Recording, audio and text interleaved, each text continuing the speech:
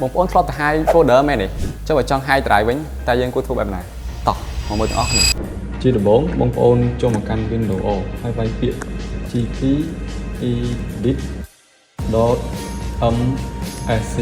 ហើយបងប្អូនចុច enter បន្តមក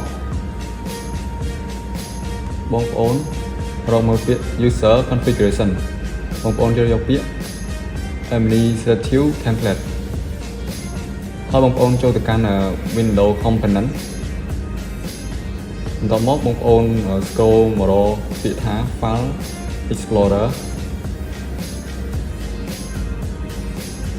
បន្តមកទៀតគឺបងប្អូនរកពាក្យថា hide this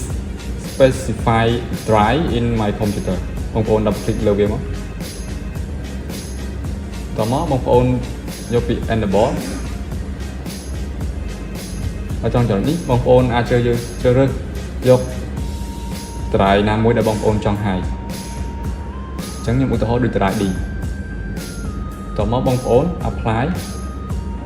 ហើយចុច OK អញ្ចឹងយើងទៅមើល result ទាំងអស់គ្នានេះគឺ drive D ត្រូវបាន hide ហើយបងប្អូន